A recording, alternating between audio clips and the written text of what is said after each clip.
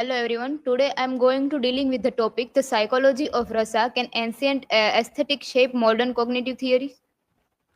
So here is my academic information, table of content, and my research question is that can Bharat's rasa theory enhance modern cognitive theory by offering insight into emotional perception, empathy, and aesthetic experience.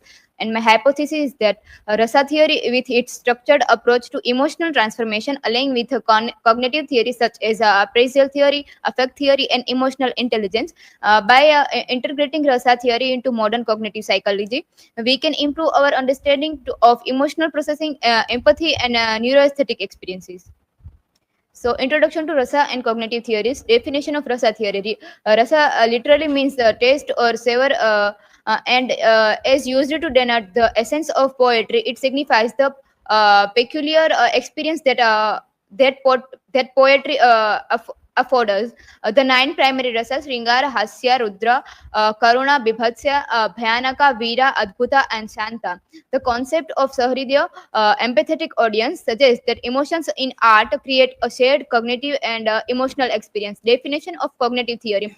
According to APA Dictionary of Psychology, any theory of a mind that focuses on mental activities such as perceiving, attending, the thinking, remembering, evaluating, planning, language, and creativity, especially a theory that suggests a model for the various process involved. So, major theories are included in that cognitive appraisal theory, which given by Lazarus.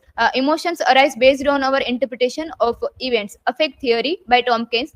Emotions shape human motivation and behavior. Emotional intelligence by Goleman. Managing emotions for personal and social success.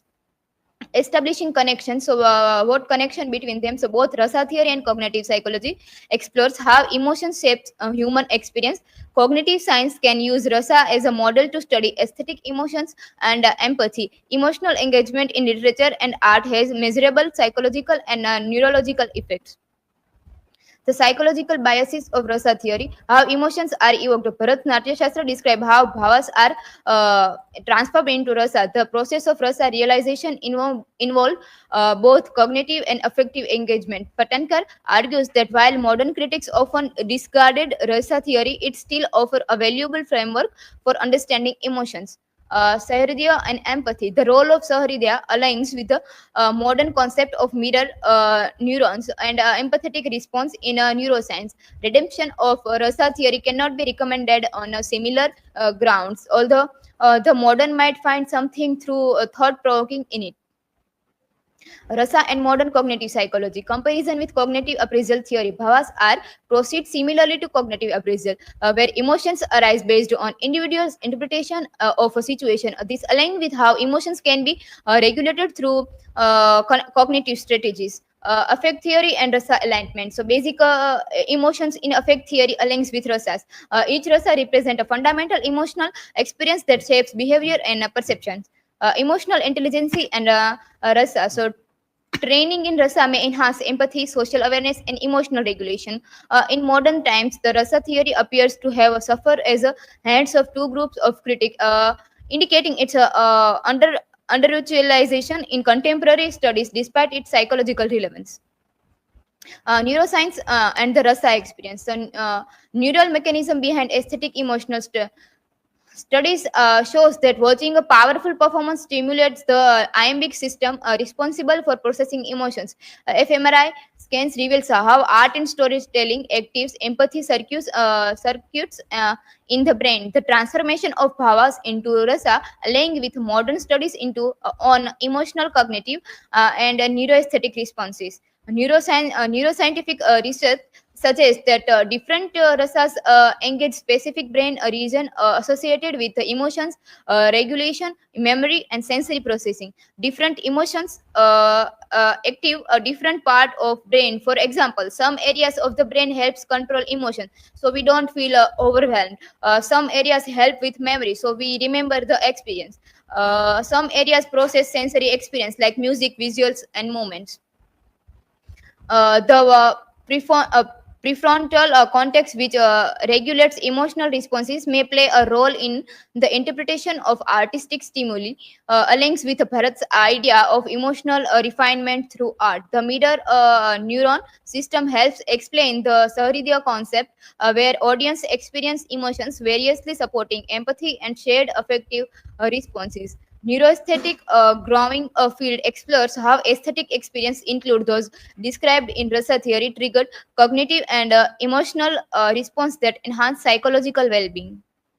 Application in therapy and well-being. So art and emotion can help healing. Sant Rasa is similar to in meditation and helps keep the mind calm. This idea is useful art therapy, CBT, cognitive behavioral therapy, and training to handle emotions better. The concept of rasa can be used in modern therapy to help people manage their feelings. This means that art and emotions are not just for enjoyment; they can also improve mental health. Rasa in media and digital age psychology. So, emotional manipulation in modern media, films, advertisement, and social media use rasas to evoke specific emotion and shape consumer behaviors. Political speeches use Rodra and Karuna to influence public sentiments. Branding, so Apple and Nike use Vira and Adbhut to build inspirational narratives. The media often exploits aesthetic emotions to engage audience. The contemporary relevance of rasa theory.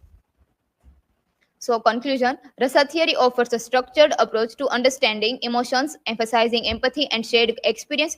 It aligns with cognitive psychology and it is supported by neuroscience, which confirms emotional response to art and storytelling. It application in therapy, media, and behavior shows its modern relevance. Moving forward, Rasa theory can be integrated into emotional research, psychotherapy, AI, and global studies of aesthetic emotion. So here are my references and thank you. Now, if you have any question, then feel free to ask.